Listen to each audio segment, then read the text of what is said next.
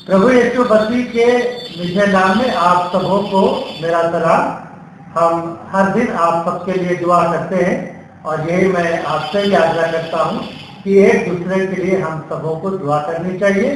पूरे संसार के लिए प्रार्थना करनी चाहिए, अपने देश के लिए प्रार्थना करें, अपने राज्य के लिए प्रार्थना करें, अपने शहर के लिए प्रार्थना करें, सारे अधिकारियों के लिए प्रार्थना करें और ये प्रार्थना करें कि प्रभु का अनुग्रह सब मानव जाति के ऊपर हो और इस महामारी से जल्द हम सबों को, सारी मानव जाति को छुटकारा मिल सके। मसीह में प्रिय भाई बहनों बच्चों, आज का दिन हम सबों के लिए बहुत ही मुबारक है क्योंकि आज हम पेंटिकोस्ट डे को मना रहे हैं।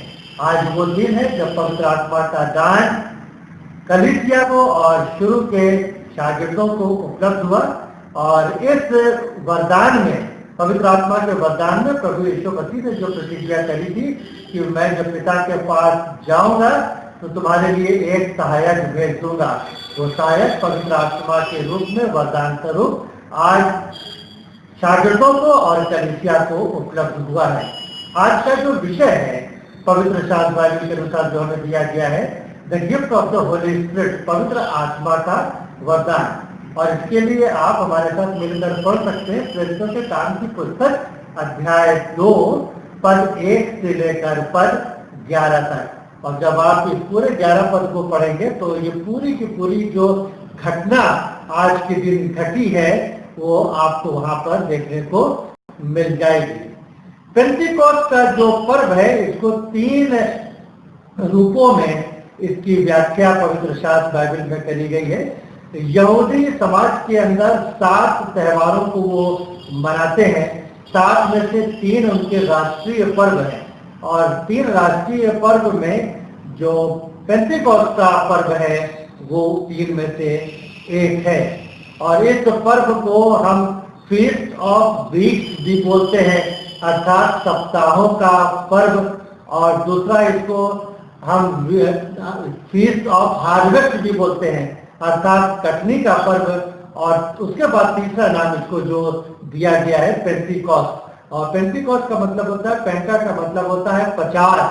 और ये पर्व पास ओवर पर्व से ही गिना जाता है। पास ओवर पर्व से जब 50 दिन पूरे होते हैं तब ये पर्व बहुत ही धन्यवाद और कृतज्ञता के साथ यहूदी समाज के अंदर मनाया जाता था, जब लोग अपनी अपनी फसल को काटते थे और परमेश्वर की व्यवस्था के अनुसार परमेश्वर के भवन में अपनी भेंट स्वरूप उन फसलों का, उन सब्जियों का, उन फलों का एक अहम भाग लेकर आते थे। तो ये पर्व जो है यहूदी समाज के अंदर भी मनाया जाता था और इसी पर्व में आज के दिन पवित्र आत्मा का वरदान मसीह कलीसिया को परमेश्वर की तरफ से उपलब्ध हुआ है। इसलिए यहूदी समाज के अंदर और साथ ही साथ मसीह समाज के अंदर, दोनों समाजों में इस पर्व को बहुत ही आदर और सम्मान के साथ मनाया जाता रहा है और आगे भी मनाते रहेंगे। तो आज का दिन जो है वो डे ऑफ पेंटिकोस्ट है, 50वां दिन है। और प्रभु यीशु मसीह के स्वर्गारोहण के 10 दिन के बाद ये वरदान कलीसिया को मिला है, शागिर्दों को मिला है और आज ही कलीसिया की बुनियाद रखी गई है। परमेश्वर के वचन को जब हम पढ़ते हैं तो पाते हैं कि जो सीजन हैं, अर्थात जो मौसम है या जो ऋतुएं हैं, वो भी परमेश्वर की तरफ से बनाई गई हैं। क्योंकि परमेश्वर एक ऐसा परमेश्वर है जो अपने लोगों को आनंद देना चाहता है, खुशी देना चाहता है, भरपूरी देना चाहता है और हर प्रकार से संतुष्ट रखना चाहता है। तो मौसम के अनुसार और सीजन के अनुसार अलग अलग अनाज सारे संसार में पैदा होते हैं, अलग अलग किस्म की सब्जियां पैदा होती हैं, अलग अलग किस्म के फल पैदा होते हैं। और इस प्रकार जैसे जैसे ऋतुएं बदलती हैं, जैसे जैसे मौसम बदलते हैं, वैसे वैसे ये सारी चीजें इंसान को उपलब्ध होती हैं। दूसरी चीज, हम जब फीस्ट ऑफ द वीक्स में उसका अध्ययन करते हैं तो पाते हैं कि जो प्रोवाइडर है, जो सारे जरूरतों, इंसान की जो सारी जरूरतों की जो पूर्ति करता है, वो एकमात्र परमेश्वर है।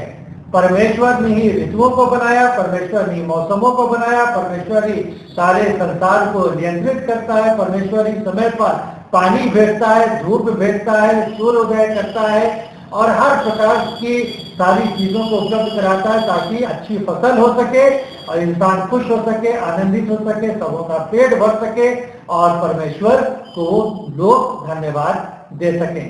तो आज का जब लोग पर्व मनाते थे तो ये परमेश्वर के प्रति अपनी कृतज्ञता को प्रकट करने का अवसर होता था कि जो परमेश्वर ने हमें अच्छी फसल दी है, अच्छी सब्जियां दी हैं, अच्छे फल दिए हैं, बड़े नुकसान से हम सबों को बचाया है, विपरीत परिस्थितियों से बचाया है, आपदाओं से बचाया है और सारी चीजें सुरक्षित हमारे घर तक आ सकी, बाजारों तक आ सकी।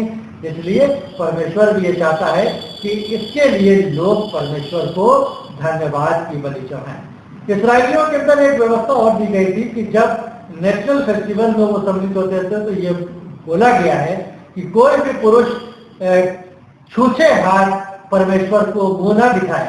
कहने का मतलब यह कि जब भी वो परमेश्वर के भवन में आए तो परमेश्वर के प्रति अपनी कृतज्ञता प्रकट करने के लिए, अपनी थैंक्स गिविंग दर्शाने के लिए जो कुछ परमेश्वर ने उनको दान वरदान दिए हैं उसमें का पहला भाग वो परमेश्वर के भवन में लाके अर्पित करें परमेश्वर को धन्यवाद देने के लिए।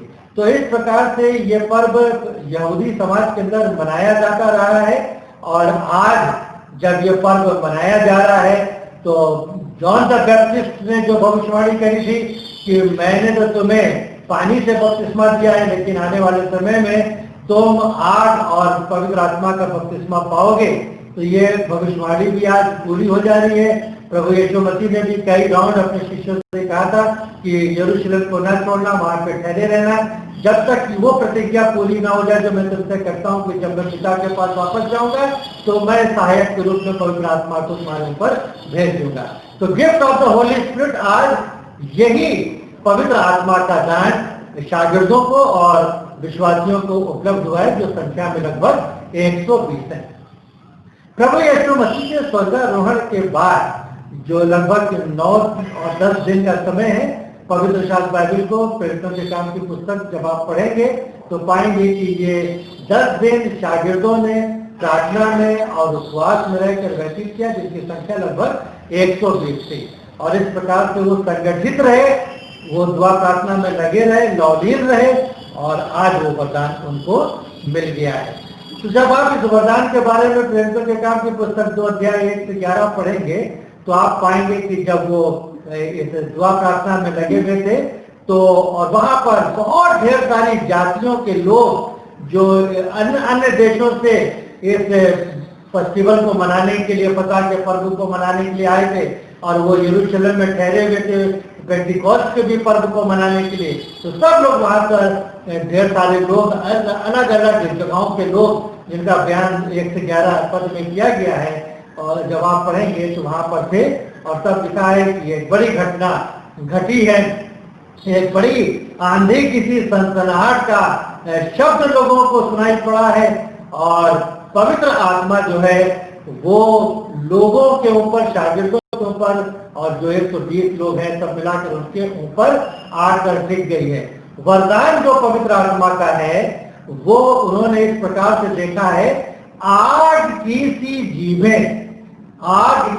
जीभें फटती हुई उन्हें दिखाई पड़ी और जितने भी लोग वहां पर थे सबके ऊपर आकर वो ठहर गई और तब वो पवित्र आत्मा से भरपूर हो गए और फिर पवित्र आत्मा ने जैसे उन्हें सामर्थ्य दी वो अन्य भाषा में बातें करने लगे। तो ये एक बड़ी घटना घटी है जिसमें बहुत से देशों के लोग इस बड़ी घटना के गवाह हुए हैं और आश्चर्यचकित भी हैं कि ये कैसी बड़ी घटना घटी है। तो आज जब gift of the Holi spirit के ऊपर हम मिलकर चर्चा कर रहे हैं और जब आप प्रेरितों के काम की पुस्तक 2 अध्याय 1 से 11 पढ़ेंगे तो ये पवित्र आत्मा का वरदान परमेश्वर की तरफ से जो गिफ्ट के रूप में शागिर्दों को और दूसरे विश्वासियों को मिला है उसके रूप 2 हैं। पहला रूप है फायर या जिसे हम कहते हैं आग और दूसरा रूप है पवित्र आत्मा के वरदान का टंग अर्थात जीभें। और ये दोनों वरदान और ये दोनों रूप जो है अपने आप में बहुत ही महत्वपूर्ण है परमेश्वर के गुणों का वर्णन करने के लिए, परमेश्वर के गुणों का बखान करने के लिए। तो सबसे पहला जो पवित्र आत्मा का वरदान का पहला रूप है जो आग है। और आग के बारे में जब आप पवित्र शास्त्र बाइबल को पढ़ेंगे तो बहुत से वर्णन आग के बारे में पवित्र शास्त्र बाइबल में किए गए हैं। और जब भी आग का बयान बाइबल में आया है, वर्णन आया है, तो सबसे सर्वोपरि स्थान पर जो आग का वर्णन किया गया है तो प्रेजेंस ऑफ गॉड, परमेश्वर की उपस्थिति, आग जो है परमेश्वर की उपस्थिति का वर्णन करती है, बखान करती है। और इन्हीं बयानों में से 2-4 बयान हम आपके सामने पवित्र शास्त्र बाइबल के द्वारा रखना पसंद करेंगे। और जब आप निर्गमन की पुस्तक को पढ़ेंगे और जब आप अध्याय 1, 2, 3 पढ़ते चले जाएंगे तो आप पाएंगे कि जब मूसा जो अपने ससुर की भेड़ बकरियों को चरा रहा था, बयाबान में था, वहां पर परमेश्वर ने मूसा को जो दर्शन दिया है वो एक बर्निंग बुश के द्वारा दिया है।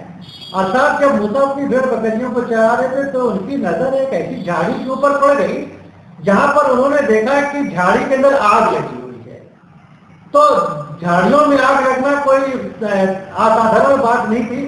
अक्सर गर्मी के मौसम में झाड़ियों में आग लग जाती थी। लेकिन एक आश्चर्य कर्म वहां पर यह है, एक अट्रैक्शन ये है, एक आकर्षित करने वाली चीज ये है कि झाड़ी के अंदर आग तो लगी हुई है लेकिन झाड़ी भस्म नहीं हो रही है। और सब काफी समय तक मूसा ने जब देखा तब वो बहुत ज्यादा आश्चर्यचकित हुए और उन्होंने मन में सोचा कि मैं इस भेद को जानना चाहूंगा कि आखिर झाड़ी के अंदर आग लगी हुई है लेकिन आखिर झाड़ी भस्म क्यों नहीं होती। तब वो इस बर्निंग बुश की तरफ, जलती हुई झाड़ी की तरफ आकर्षित होते हैं और झाड़ी के पास जब आते हैं, लेकिन झाड़ी के पास पहुंचने से पहले ही परमेश्वर की आवाज मूसा को सुनाई पड़ती है और बताया जाता है, परमेश्वर ने कहा कि मैं अब्राहम, इसहाक और याकूब का परमेश्वर हूँ। जिस स्थान पर तुम खड़े हो वह स्थान पवित्र है, इसलिए अपने पैरों की जूतियां तुम उतार दो। और उसके बाद जब सारी कहानियों को आप पढ़ेंगे तो आप पाएंगे कि यहाँ से मूसा की बुलाहट शुरू होती है और लिबरेशन का काम, इस्राएलियों के 430 साल की गुलामी का जो रूपरेखा है वो इसी स्थान से खींची जाती है। तो बर्निंग बुश में एक अट्रैक्शन दिखाई पड़ता है जो परमेश्वर ने आग के द्वारा मूसा को अट्रैक्ट किया या अपनी ओर आकर्षित किया। आगे चलकर जब निर्गमन की पुस्तक में आप पढ़ेंगे और आप पाएंगे कि अद्भुत रीत से परमेश्वर ने 430 साल की गुलामी से इस्राएलियों को मिस्र की गुलामी से आजाद किया और जब वो कनान के देश की तरफ चल रहे हैं तो परमेश्वर उनके साथ साथ चलता था, परमेश्वर उन्हीं की रफ्तार में चलता था और परमेश्वर का जो संबंध है बहुत ही व्यक्तिगत लोगों के साथ रहा है। और इसलिए वहां पर भी परमेश्वर 2 रूपों में अपनी प्रेजेंस को दर्शाते हैं। दिन में बादल का खंभा उनको दिखाई पड़ता था मार्गदर्शन करने के लिए, रास्ता दिखाने के लिए, और रात में रास्ता दिखाने के लिए और रोशनी के लिए आग के खंभे के द्वारा परमेश्वर लोगों का मार्गदर्शन करते थे। तो पहले स्थान पर अट्रैक्शन पैदा कर देते हैं आग के द्वारा, दूसरे स्थान पर आग के द्वारा अपने लोगों का मार्गदर्शन करते हैं, रोशनी दिखाते हैं और रास्ता दिखाने का काम परमेश्वर करते हैं। और आग के खंभे को और बादल के खंभे को देखकर लोग इस बात का एहसास करते थे कि जीवित परमेश्वर उनके साथ साथ इन रूपों में विद्यमान है, मौजूद है और उनका मार्गदर्शन कर रहा है। तीसरे नंबर पर जब आग के बारे में आप देखेंगे तो पाएंगे कि जब तमाम प्रकार की व्यवस्था परमेश्वर ने मूसा के द्वारा दी, तमाम प्रकार के सैक्रिफाइसेस और बलिदान की व्यवस्था दी और किस प्रकार से बलिदान को चढ़ाना है, और वहां पर मूसा के द्वारा परमेश्वर ने अपने लोगों को ये शिक्षाएं दी थी कि जिस परमेश्वर की वो इबादत करते हैं वो महापवित्र परमेश्वर है। इसलिए महापवित्र परमेश्वर की सेवा करने के लिए जीवन के अंदर पवित्रता का होना बहुत ही जरूरी है। अर्थात जो विधि विधान परमेश्वर ने मूसा के द्वारा लोगों तक पहुंचाए, जैसा नियम कायदा कानून बताया गया है उसी के अनुसार जब सेवक लोग लेवीय और पुरोहित काम करेंगे तो परमेश्वर उनको बहुत आशीष और बरकत देगा। लेकिन जरी सी भी अगर अपवित्रता आ गई या लोगों ने अपनी मनमानी करी तो परमेश्वर का दंड उनके ऊपर आ जाता था। तो परमेश्वर के बड़े भाई हारून थे और जो लेवी वंश से थे, और हारून के दो बेटे थे, नादाब और अबीहू। और इस प्रकार से एक बार जब वो वेदी के ऊपर आग जला रहे थे और धूप जला रहे थे, तो जो व्यवस्था मूसा के द्वारा परमेश्वर ने दी थी उसका उन्होंने उल्लंघन किया। और जब वचन को आप पढ़ेंगे तो आप पाएंगे कि परमेश्वर की एक आग उस वेदी के अंदर से निकली और वो दोनों जो लेवी थे उनको भस्म कर दिया। तो परमेश्वर ने मूसा को चुना, परमेश्वर ने हारून को चुना, परमेश्वर ने इनके बच्चों को भी चुना, लेकिन इसका मतलब ये नहीं है कि वो मनमानी करें।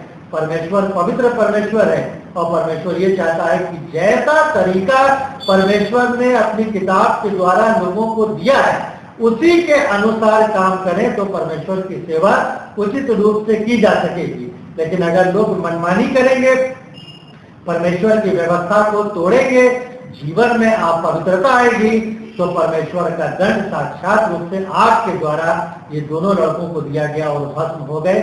और तब मूसा ने अपने बड़े भाई हारून से कहा कि मैंने तुमको पहले ही बता दिया था कि जिस परमेश्वर की हम लोग इबादत कर रहे हैं वो परमेश्वर अति महान और अति पवित्र परमेश्वर है। और इसके जवाब में फिर हारून ने कुछ नहीं बोला, वो समझ गए कि परमेश्वर ने उचित दंड उनके बेटों को दिया है। आगे चलकर बयान एक और आग का आया है कि जब मूसा और हारून की लीडरशिप चल रही है और तीन लोग वहां पर दिखाई पड़ते हैं, कोरह, दातान और अबीराम। ये तीन लोगों ने 250 लोगों को अपने साथ कर लिया और समाज के अंदर एक विद्रोह पैदा कर दिया।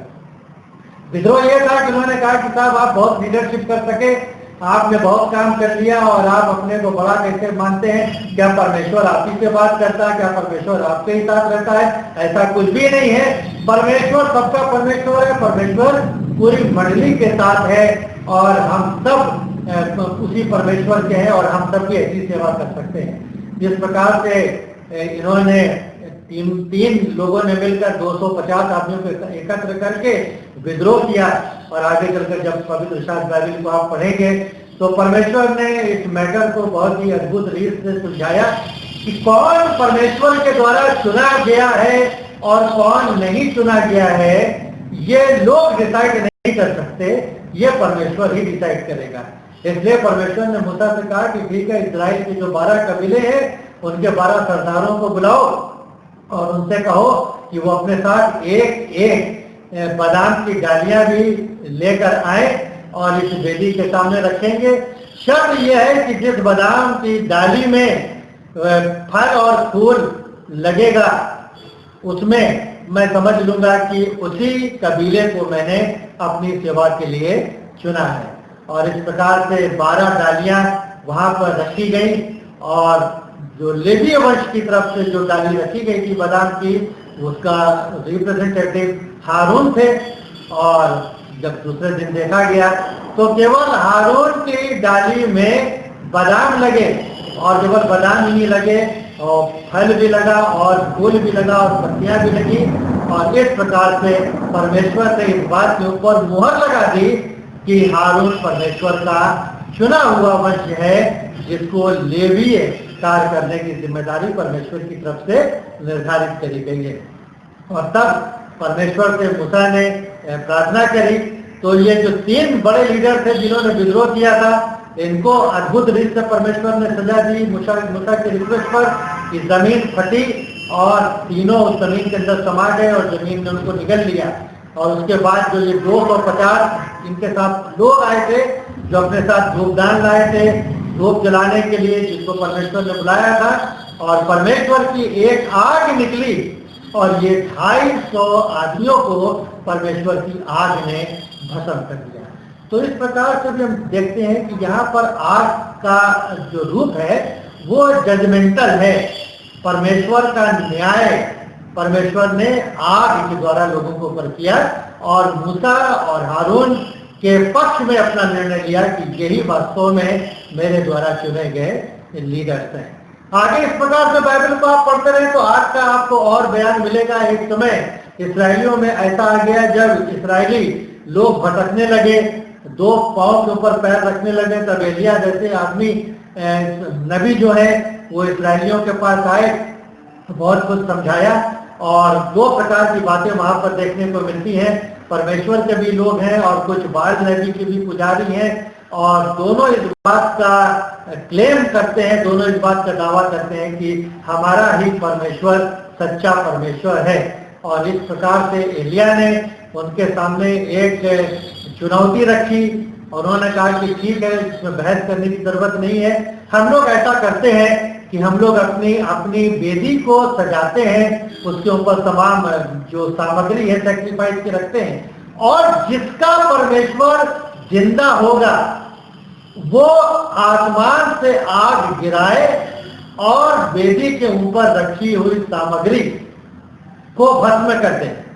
तो जिसका परमेश्वर ऐसा कर देगा हम ये मान लेंगे कि उसका ही परमेश्वर सच्चा है। और पवित्र शास्त्र बाइबल को आप पढ़ेंगे तो आप पाएंगे कि जीत एलिया नबी की हुई, इसराइलियों की हुई और आकाश से अद्भुत रीत से आग गिरी और वेदी के ऊपर जो सामग्री रखी हुई थी, जो गीली भी कर दी गई थी, पानी से भिगो भी दिया गया था, उसको एक ही क्षण में परमेश्वर ने भस्म कर दिया। और इस प्रकार से इस बात को परमेश्वर ने सिद्ध किया कि मैं ही जिंदा परमेश्वर हूं और मैं ही आसमान से आग को गिराकर उस सैक्रिफाइस को स्वीकार कर सकता हूं। इसके बाद आप पढ़ेंगे, जब आप आएंगे यशाया नबी की पुस्तक में, फिर वहां पर इसराइलियों के अंदर बहुत ज्यादा भ्रष्टाचार फैल गया, बहुत ज्यादा गंदगी फैल गई और ऐसे भ्रष्टाचार के समय में, गंदगी के समय में यशाया ने परमेश्वर को आसमान पर सिंहासन के ऊपर विराजमान देखा और सारी चीजें देखकर वो हाय हाय करके चिल्लाने लगा। और तब वहां पर भी आग का वर्णन पाया जाता है कि एक सर्राफ आसमान से उस ऑल्टर के ऊपर से एक चिमटे में एक आग लेकर उड़ता हुआ जमीन पर आया और उसने यशाया के होठों के ऊपर उस आग से उसको छू दिया और उसने कहा कि तुम्हारी आज शुद्धता खत्म हो गई। और तब परमेश्वर की तरफ से एक आवाज आती है कि मेरी तरफ से कौन जाएगा, कौन मेरा प्रचार करेगा। और तब यशाया ने कहा कि मैं यहाँ उपस्थित हूँ, मुझे भेज। तो इस प्रकार से आग के द्वारा यशाया नबी की अशुद्धता दूर की जाती है और पवित्र सेवा में उनको बुलाया जाता है। और इस प्रकार से जब आप बाइबल को पढ़ते रहेंगे तो आज वो दिन है कि जब आग फिर से जीभ के रूप में, फटती हुई जीभ के रूप में शागिर्दों के ऊपर आकर रुकी है। और आज जब आग आई है तो इसका रूप अलग है। आग जो है एक सामर्थ्य देने के लिए, एक ताकत देने के लिए इनको उपलब्ध हुई है। और आग जब आज इनके ऊपर आग का वरदान इनको मिला है तब ये ताकत पाएंगे और यरूशलेम से लेकर दुनिया की छोर तक ये परमेश्वर के गवाह होंगे। तो ये पहला वरदान है पवित्र आत्मा का जो आग के रूप में मिला। और दूसरा वरदान जब आप पाएंगे वो है जीभ, या जिसको हम कहते हैं टंग। और टंग के बारे में भी बहुत सा वर्णन बाइबल में है, लेकिन केवल दो भागों का ही अध्ययन हम करेंगे। और पहला भाग है उत्पत्ति की पुस्तक अध्याय 11। वहां पर टंग के बारे में हमको एक अच्छी जानकारी मिलती है। जीभ के बारे में या जबान के बारे में या भाषा के बारे में वर्णन किया गया है। वो वर्णन ऐसा है कि जब नूह के समय परमेश्वर ने पहली दुनिया को पानी के द्वारा नष्ट कर दिया, नष्ट करने के बाद जब नूह के द्वारा नई दुनिया बनी तब वो चलते चलते नई दुनिया के लोग शिनार देश में पहुंच गए, जिसको वर्तमान समय में हम इराक बोलते हैं। वहां पर आकर वो सेटल हो गए और उन्होंने कहा कि अब हम इसी जगह पे रहेंगे, इसी जगह पे एक नगर बनाएंगे, एक बहुत बड़ी इमारत बनाएंगे और अपना बहुत नाम हम ऊंचा करेंगे। जब परमेश्वर ने पानी के द्वारा पहली दुनिया को बर्बाद किया, तो लोगों ने इससे पहले कभी बारिश को देखा नहीं था। वो जानते नहीं थे कि बारिश क्या होती है, क्योंकि बारिश होती नहीं थी, केवल आकाश से ओस गिरती थी और भूमि को वो खींचा करती थी। इसलिए ऐसी बड़ी बर्बादी जब आई जिससे सारी मानव जाति को परमेश्वर ने पानी के द्वारा बर्बाद कर दिया, केवल एक परिवार को ही परमेश्वर ने बचाया, और उसी एक परिवार से नई जनरेशन को जब परमेश्वर शुरू करता है, तो नूह के परिवार ने इस घटना के बारे में अपने बच्चों के बच्चों को, नई जनरेशन के लोगों को बताया जरूर होगा। और इसलिए आज लोगों के अंदर घमंड आ गया। उन्होंने कहा कि एक हम ऐसी इमारत बनाएंगे जो आकाश से बातें करेगी, चाहे कितना ही पानी कितना क्यों ना गिर जाए, वो हमको डुबा नहीं पाएंगे। और इस प्रकार से बड़ी ऊंची इमारत उन्होंने बनाई, जिसकी चोटी आकाश से बात करने लगी। और तब वचन के अंदर जब आप पढ़ेंगे 11 अध्याय उत्पत्ति की पुस्तक, तब आप पाएंगे कि परमेश्वर ने जब ये देखा कि इंसान ये क्या कर रहा है, तो परमेश्वर ने कहा कि आओ हम नीचे उतर कर देखते हैं कि इंसान क्या कर रहा है। और तब परमेश्वर ने जब आकर देखा तो सारी चीजों को देखा, और परमेश्वर ने यह भी कहा कि इंसान के लिए कुछ भी अनहोना नहीं है, क्योंकि इंसान परमेश्वर के रूप और स्वरूप में सृजा गया, उसकी इमेज में बनाया गया है। इसलिए जब वो परमेश्वर को रिप्रेजेंट करता है तो बहुत कुछ कर सकता है। लेकिन इंसान जब परमेश्वर के पैरेलल खड़ा हो जाता है, परमेश्वर की योजनाओं का जब वो विरोध करने लगता है, परमेश्वर की योजनाओं में वो अड़ंगा लगाने लगता है, घमंड करने लगता है, परमेश्वर की योजनाओं को रोकने की कोशिश करता है, तो इंसान है, परमेश्वर इंसान की योजनाओं के ऊपर पानी फेर देता है।